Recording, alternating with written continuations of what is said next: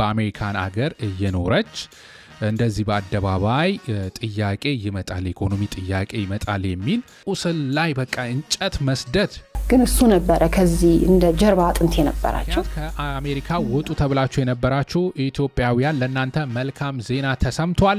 አንተን ቤት ከልከፍል እየሞከርኩኝ ነው ለልጆች ትምህርት ቤት እየሞከርኩኝ ነው የሚለው መልእክት ሰው ሶሻል ሚዲያ ላይ የተቀባበለው ይገኛል።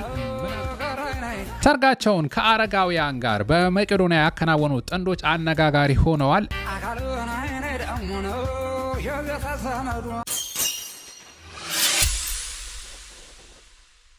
ለሳቅ ለጨዋታ ለመማር ከመጡ ወደ አሽሩካ ቻናል ገብተው ይቀውጡ የምላችሁ የእናንተው አሽሩካ ነኝ። ወደ ዩቲዩብ ቤተሰቦቼ እንዴት ናችሁ? እግዚአብሔር ይመስገን። ባላችሁበት መልካም ደስ የሚል ነገር ሁሉ እንዲሆንላችሁ እመኝላችኋለሁ። ኢትዮጵያ ኤርትራውያን ቻናል የምትከታተሉ ሁላችሁ በዚህ ቪዲዮ የተለያዩ ወቅታዊ ጉዳዮችን እንመለከታለን። አዲስ የሆናችሁ ወደ 600,000 ለመጠጋት እየሞከረን ነው። እስቲ 600,000 ለመሙላት ያው እየተደረገ ያለው ጉዞ ይሳካል አይሳካም አብረን የምናየው ይሆናል። በጣም ቆይተንበታል። ከዚህማ መላቀቅ አለብን ብለን ቆርጠን ተነስተናል። አሽሩካ ቤተሰቦች አለው የምትሉ እንግዲህ እየገባችሁ ሰብስክራይብ አድርጉ፣ ቪዲዮ ላይክ ያረጋችሁ ሐሳባችሁ ኮሜንት እንድታደርጉ ጋብዛለሁ። አሽሩካ የምርጦች ምርጫ ይቀጥላል። ጥያቄ የለውም እንዴ ኢትዮጵያ ከመልካም ወሬ እንጀምራለን። መቼም በተለይ ስለ ሀገራችን መልካም ወሬ የሚባል በአሁን ሰዓት ጠፍቷል። ነገር ግን በዱባይ ትላንት የተሰማው ሰምታችኋል። በሩጫው ዘርፍ በማራቶን አንደኛ ኢትዮጵያ ነች፣ ሁለተኛ ኢትዮጵያ ነች፣ ሶስተኛ ኢትዮጵያ ነች። በሴቶች እስከ 13ኛ ድረስ ገባት።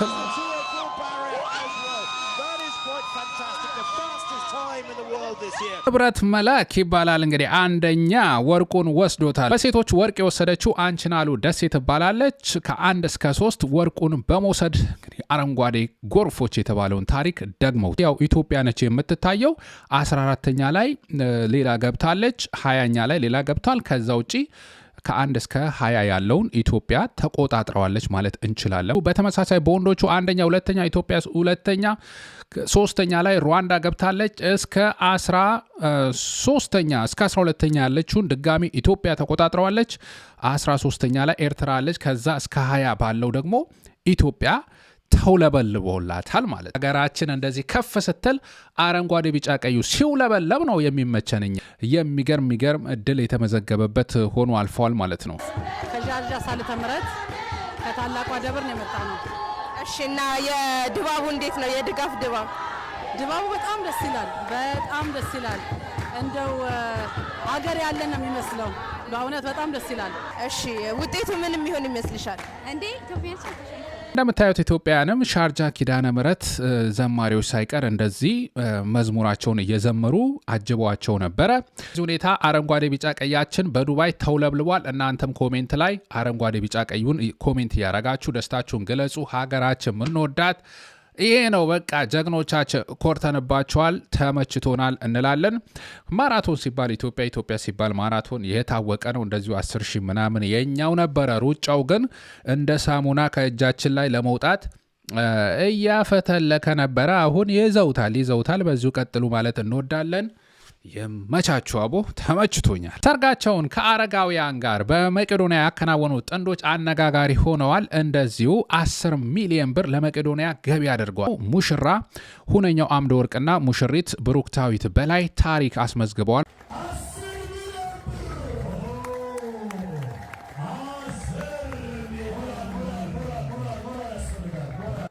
ለሰርጉ ወጪ ሊሆን የሚችል ተብሎ የተገመተ ብር በመኪና አስመጪው አቶ በላይ ደበበ የሙሽሪት ብሩክታዊት በላይ አባት ለመቄዶንያ 10 ሚሊዮን ብር በዚህ መልኩ ገቢ አድርገዋል።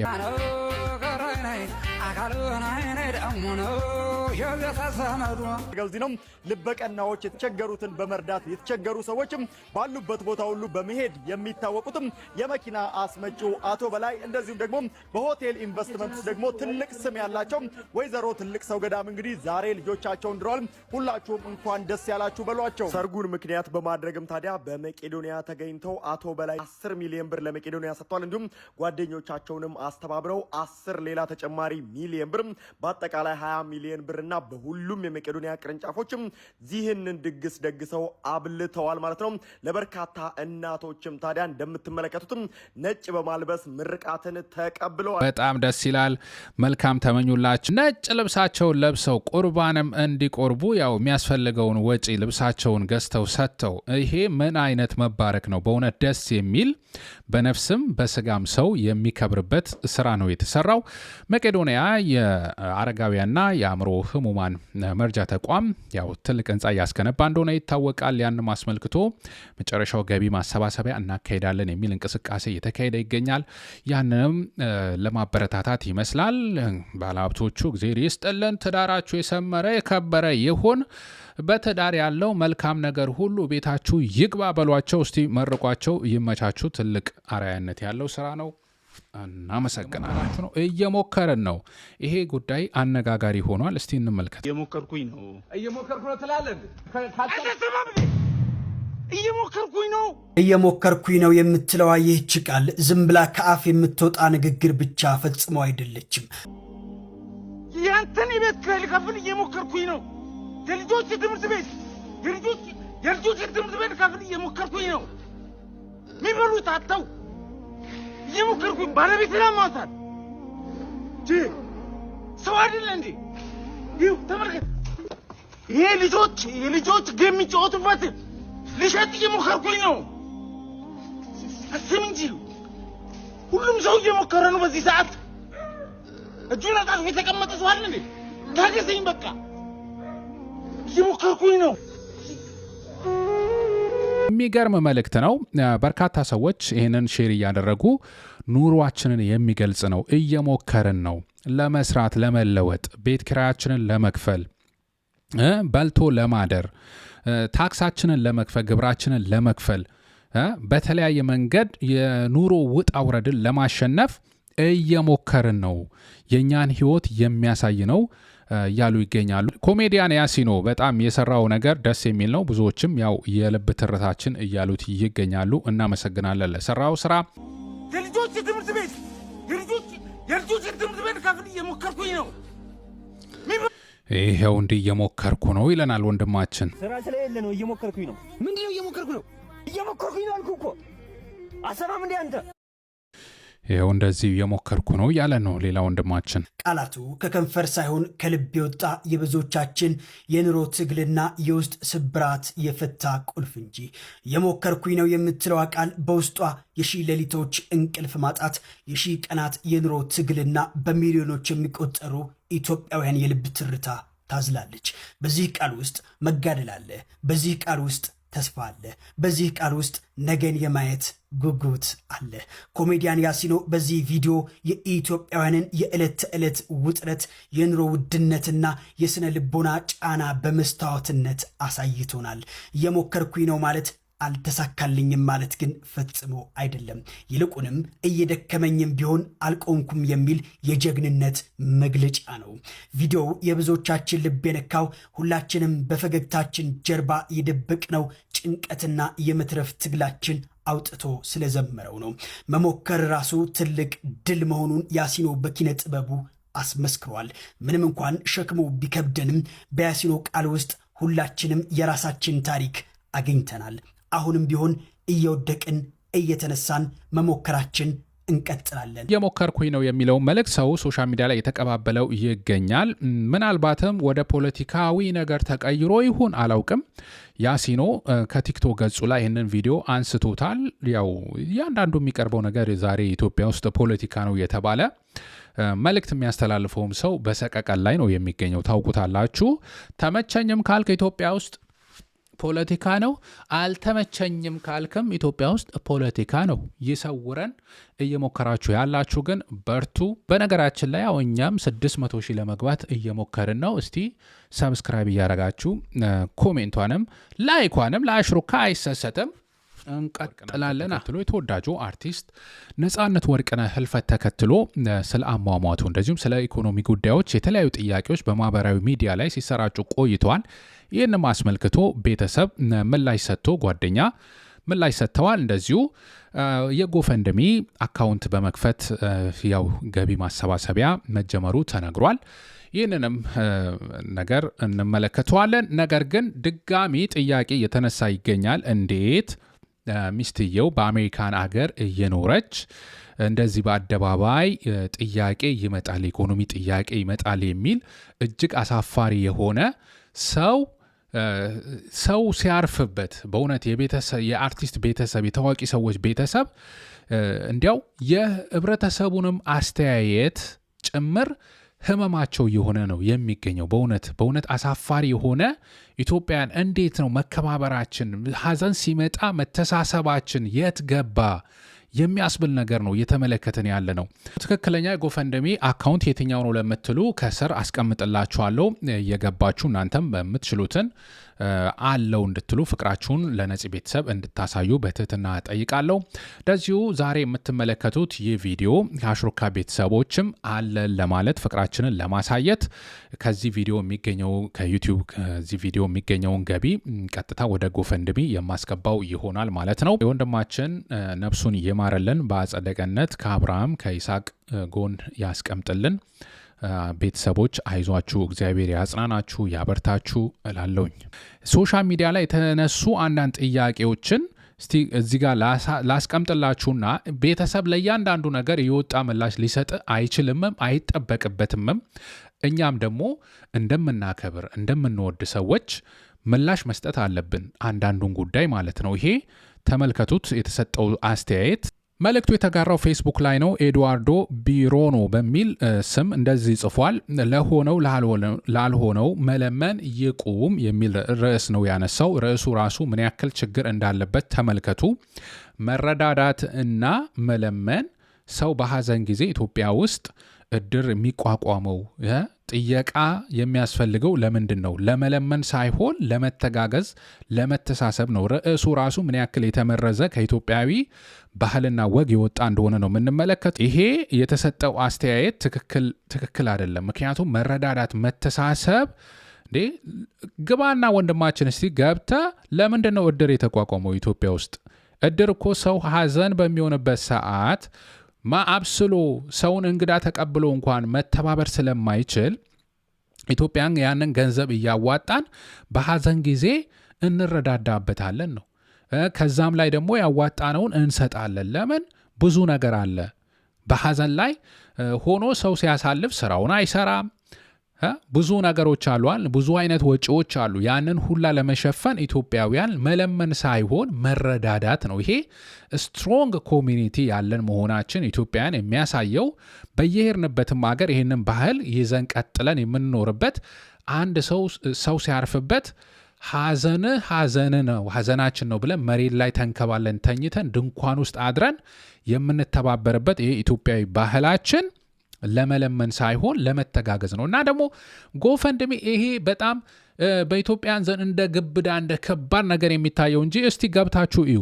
ጎፈንድሚ እኮ ማንም ሰው ተነስቶ ስልክ አዲስ አይፎን ስልክ ሲወጣ ያማረው ሰው እኔ አዲስ ስልክ መግዛት አልቻልኩምና እባካችሁ አዲስ ስልክ አይፎን እንድገዛ እስቲ አዋጡልኝ እኮ ተብሎ የሚጠየቅበት ነው። ጎፈንድሚ እንኳን ሰው ለመረዳዳት ለቅንጦት ራሱ ወጥቶ የሚጠይቅበት ነው። እና ጎፈንድሚ ተከፈተና እንዴት አትሰራም ምን አትልም በሚል የሰው ህመም ላይ የሰው ቁስል ላይ በቃ እንጨት መስደድ ነፃ የሆነ ቴክኖሎጂ አገኘን ተብሎ ይሄን ያክል መቀደድ በእውነት ማፈር አለባችሁ ለማለት እወዳለሁ። ሰው ለሆነው ላልሆነው መለመን ይቁም የሚለው ራሱ ስህተት ነው።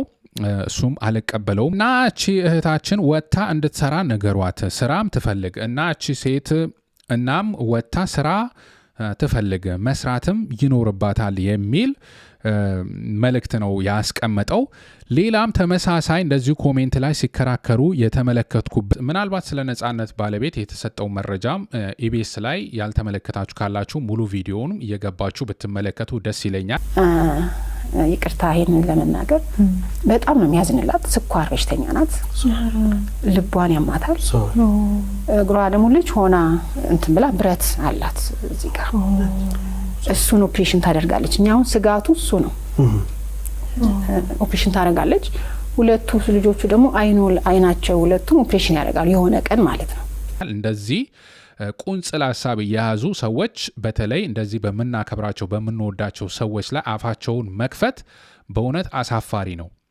ሜላት የተባለች ደግሞ እንዲህ ትላለች። ሜላት ተፌ ሞቶም ትቀፍለዋለች። አሜሪካ ላይ የኖረች የምን ድጋፍ ነው? ሰርታ ትብላ። ልጆቹ የመንግስት ይማራሉ። ሲንግል ማም ደግሞ መንግስት ይደግፋል። ቀብሩ ላይ እንኳን እንዴት ስትሆን እንደነበር ያየ መቼም ሚስቱ ናት ብሎ ይሄ አምሶስ ወሬ ይሄንን በማንበቤም ራሱ ይሄ እንትን በመድገሜ ራሱ ማለት ነው በእውነት በጣም አሳፋሪ አስተያየት ነው። ሴት ነች፣ እናት ትሆናለች ወይ እናት ነች እቺ ልጅና እንዴት እንደዚህ ይባላል? በእውነት አረ ይሄ ሶሻል ሚዲያ እንግራው እስቲ። ይሄ ምንድን ነው እያሰብን ያለ ነው? የራሳችሁን ኑሮ እንጂ ሰው በቃ የሚሰጠው ሰው እኮ እንደዚህ አይደለም። የሚሰጠው ሰው እኮ አይደለም እንደዚህ የሚለው። በነገራችን ላይ ሲሰጥ ቆሞ የሚያየው ሰው ነው እንደዚህ የሚለው። ሶ ፔንፉል። ይሄ ያማል፣ በእውነት ያማል። ሶሻል ሚዲያ ላይ እየተካሄደ ያለው በተለይ እኔ ለታዋቂ ሰዎች ቤተሰቦች ሰውን ማጣት፣ የሚወዱትን ሰው ማውጣት አለ።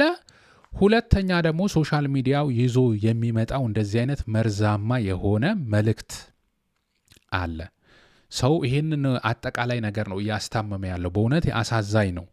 እንደዚህ የምንወዳቸው የምናከብራቸው ሰዎች ነፍሳችሁ ይረፍ ከማለት ይልቅ አለንላችሁ፣ የሚወዱት የሚያከብሩት ሰው አለንል፣ እኔም ከጎን ነኝ ነው የሚባለው። እኛ ኢትዮጵያ ያደግንበት የኖርንበት ባህል ሶሻል ሚዲያ ውስጥ አንታይም በሚል ግን እንደዚህ አይነት መርዛማ አስተሳሰብ የምታራምዱ ሰዎች በእውነት አሳፋሪ ነው። እንደዚህ ለምንወዳቸው ለምናከብራቸው ሰዎች ይሄ ነው መጨረሻችን፣ ይሄ ነው ያለን ስጦታ፣ ይሄ ነው ምንሰጣቸው ሽኝት፣ ይሄ ነው ሌጋሳቸው ለምን የሚል በእውነት እኔ አፍሬባቸዋለሁ። እንደዚህ አንድና ሁለት ሰው አይደለም ብዙ ክርክርና ምልልስ የሚያደርጉ ሰዎች ስላየው ነው ይሄንን መስጠት የፈለግኩት። በእርግጥ እንደዚህ ሲሉ ዝም ብሎ ሰው አይመለከታቸው፣ ምላሽ ይሰጣቸዋል በየኮሜንቱ እየገባ። ለምሳሌ አሸናፊ የተባለ ወንድማችን ጎፈንድሚ መክፈት አለባቸው፣ እኛ የምንችለውን ነገር እንተባበራለን፣ ልጆቹን በፍቅር እናሳድጋለን እና እርስ በርስ መደጋገፍ አለብን በሚል ደግሞ የሰጠ ኮሜንትም አለ። እንደዚህም ቀና ነገር አለንላችሁ፣ አይዟችሁ፣ ልጆቻችን ናቸው የሚል አመለካከትም ያላቸው ሰዎች አሉ። ይሄም በሌላ በኩል የሚታይ ነው። ነገር ግን ያው ከዚህ የተነሳ ያለው ለቤተሰብ ምን ያክል አስቸጋሪ እንደሆነም ለማሳሰብና ለማሳየት ጭምር ነው ይህንን ያመጣውላችሁ ማለት ነው። እንደተነገረው የነፂ ባለቤት ያው ህመምም አለባት እና አንድ ሴት ልጅ ለህመም ተጨምሮባት በአሜሪካን ሀገር ልጆች እንደዚህ ይዛ የፈለገውን ያክል ራሱ ተሯሩጣችሁ ሰርታችሁም ቢሆን ላይፍ ቻሌንጁ ምን ያክል እንደሆነ የታወቀ ነው። ልጆቹ እስከዚህ ድረስ እስኪሆኑ ድረስ እኮ እናት ነበረች አለች አይደል እንዴ? ነገር ግን አሁን አለንልሽ በነፂ ስም እኛም አለን ማለት ምንድን ነው ክፋቱ? ምንድን ነው መደጋገፍ? ይሄን ያክል ላሳቁን ስንት አይነት በጎ ስራ ለሰራልን ለዚህ ለነፂ ለዛውም እንደዚህ ይባላል። በእውነት ማፈር አለባችሁ። ሶሻል ሚዲያ ላይ ወጥታችሁ ይህንን የምትጽፉ ሰዎች አሳፋሪ ነው ማለት እፈልጋለሁ። እናንተም አሳፋሪነታቸውን የሚገልጽ ኮሜንት አድርጉላቸው። እንደዚህ አይነት አስቦ ራሱ ደፍሮ አስቦ ከማሰብ አልፎ ወጥቶ መጻፍ ይሄ ባህላችን የማይወክል መረዳዳት፣ መተጋገዛችን የሀገራችንን ባህል አጸያፊ መባል ያለበት ነገር ነው ብዬ ነው የማስበው። ራቁቷን ወጣ አለባበስ እንደዚህ ሆነ ተብሎ ከሚተቸው በላይ እኮ ይሄ ራቁት መቅረት አስተሳሰብ ራቁት ራሱ ሲቀር ለዛም ትችት ያስፈልገዋል ለማለት ነው። በአሜሪካ የስደተኞች ጉዳይ አነጋጋሪነቱ እንደቀጠለ ነው። ነገር ግን በቲፒኤስ ምክንያት ከአሜሪካ ውጡ ተብላችሁ የነበራችሁ ኢትዮጵያውያን ለእናንተ መልካም ዜና ተሰምቷል። ጥሩ ነገር ተሰምቶላችኋል። ምንድነው? እሱን እንመለከታለን። ያው ቲፒኤስ ቴምፖራሪ ፕሮቴክትድ ስታተስ በመሆናችሁ ይሄ ጊዜም ደግሞ እስከ ፌብሩዋሪ 13 2026 አሜሪካንን ለቃችሁ ውጡ ተብለው በርካታ ኢትዮጵያውያን በድንጋጤ ላይ ይገኙ ነበረ። ይሄ ግን በዳኛ ምክንያት ትራምፕ አስተዳደር የወሰነው ውሳኔ መጣራት አለበት በሚል አግደውታል ነው የተባለው። ከ5000 በላይ ኢትዮጵያውያን ከአሜሪካ እንዲወጡ የሚያደርገው ውሳኔ ፍርድ ቤት በጊዜያዊነት አገደው ሲል ቢቢሲን የዘገበው፣ አልጀዚራም እንደዚህ ሮይተርስም ዓለም አቀፍ ሚዲያዎችም ዘግበውታል። ይሄ ነገር ትክክል የተባለ ነገር ነው ማለት ነው። ሐሰተኛ መረጃ አይደለም። ምናልባት የተወዛገባችሁ እንዳይሆን በአሜሪካ ቦስተን ከተማ የሚገኙት የፌዴራል ዳኛ ብራያን መርፊ የተባሉ በፈረንጆቹ ያው ጃንዋሪ 30 2026 ወይ ጥር 22 2018 በእኛ ይሄ ውሳኔ ወስነውታል ማለት ነው። ይሄ ደግሞ እንዲሆን ያደረጉት ምንድናቸው? አንዳንድ ኢትዮጵያውያን ከባለሙያዎች ጋር ተሰብስበው ኢትዮጵያ በአሁኑ ሰዓት ለመሄድ የሚያስችል ሁኔታ የለም፣ ቲፒኤስ መጀመሪያም ሲወሰን የግጭትና የጦርነት ቀጠናዎች በሚል አስቸጋሪ ሁኔታዎች በሚል ነው የተወሰነው። ኢትዮጵያ ውስጥ ያ ሁኔታ ደግሞ የተቀየረበት ሁኔታ የለም በሚል ክስ እንዳቀረቡ 3 ኢትዮጵያውያን አፍሪካ ኮሚኒቲስ ቱጌዘር ከተባለ አፍሪካዊ ተቋም ስደተኞች መብት ከሚያስከብር ተቋም ጋር በመተባበር ነው እንግዲህ ክሳቸውን ያቀረቡት። በዛም ላይ ውሳኔው የተሰጠው እግድ ነው የተጣለው። ጠበቃ አለን ጉደታ ከአሜሪካ ይሄንን ይሉናል። ጃንዋሪ 30 2026 ላይ ቦስተን የሚገኝ አንድ ፌደራል ጀጅ በኢትዮጵያውያን ላይ ተጥሎ የነበረውን የቲፒኤስ ተርሚኔሽን አይ ቲንክ ከዲሴምበር 13 2025 ጀምሮ ቲፒኤስ ለኢትዮጵያውያን ተሰጥቶ የነበረው ቴምፖራሪ ፕሮቴክትድ ስታተስ ወይም ደግሞ ጊዜያዊ ከለላ ከዲሴምበር 13 2025 ጀምሮ አልቋል ብሎ ነበረ ዲፓርትመንት ኦፍ ሆምላንድ ሴኩሪቲ እና መንግስት በ60 ቀን ጊዜ ውስጥ ይሄ የቴምፖራሪ ፕሮቴክትድ ስታተስ ብቻ ያላቸው ሰዎች በ60 ቀን ጊዜ ውስጥ ወደ ሀገራቸው እንዲመለሱ ብሎ አዞ ነበረ። የ60 ቀን ግሬስ ፒሪየድ ተሰጥቷል። ያ 60 ቀን ግሬስ ፒሪየድ የሚያልቀው በፌብሩዋሪ 13 2026 ነበር። ያ ዳኛው ምንም እንኳን ፌብሩዋሪ 13 ላይ ያለውን የቴምፖራሪ ፕሮቴክትድ ስታተስ ተርሚኔሽን ኮምፕሊትሊ ባያነሳውም ይሄ የፍርድ ሂደት እስኪያልቅ ድረስ ይሄ በፌብሩዋሪ 13 2026 ላይ የቴምፖራሪ ፕሮቴክትድ ስታተስ ያላቸው ሰዎች ወደ ሀገራቸው መመለስ አለባቸው የሚባለውን ነገር ለተወሰነ ጊዜም ቢሆን ለምን ያህል ጊዜ እንደሆነ አናቅም፣ ለተወሰነ ጊዜም ቢሆን አራዝሞታል ማለት ነው የፍርድ ሂደቱ እስኪያልቅ ድረስ። ባለው መረጃ ድረስ ግን እነዚህ ሰዎች ከፌብሩዋሪ 13 በፊት የግድ ወደ ሀገራቸው መመለስ የለባቸውም። እስከ መቼ ድረስ? የፍርድ ሂደቱ እስኪያልቅ ድረስ። ያ የፍርድ ሂደት ምን ያህል ጊዜ እንደሚፈጅ መቼ እንደሚያልቅ አናቅም። ጠበቃ አለን ጉደታ እናመሰግናለን ለመልእክቱ።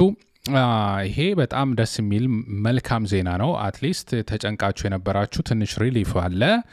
ግን እኔ ፐርሰናሊ ብትጠይቁኝ ሁለተኛ ባካፕ ፕላን ብላችሁ የጀመራችሁት እንቅስቃሴ ማቆም አያስፈልግም። እንደ አንድ ተስፋ ይዛችሁት ምን እንደሚወሰን መጨረሻ ላይ ይሄ ውሳኔ ምን እንደሚሆን ያው የሚታወቅ ነገር የለም። አሁንም ለጊዜው ቆመ እንጂ መጨረሻ ላይ ውሳኔው ለእናንተ የሚጠቅም ይሆናል ብዬ አስባለሁ። ስለዚህ ፌብሩዋሪ 13 ላይ እስከዛ ውጡ የተባላችሁ መውጣት አይጠበቅባችሁ ማለት ነው። ወደ ዩቲዩብ ቤተሰቦቼ ኢትዮጵያ ኤርትራውያን የምትከታተሉ ሁላችሁም ስለተከታተላችሁኝ ከልብ አመሰግናለሁ። በተለይም እስከ መጨረሻው ደግሞ የምታዩ ሁሌም ከልብ አመሰግናችኋለሁ። በቀጣይ አዝናኝ አስተማሪ ፕሮግራም እስከምንገናኝ ድረስ ባላችሁበት መልካም ይሁንላችሁ። አሽሩካ የምርጦች ምርጫ ነበርኩኝ። አመሰግናለሁ።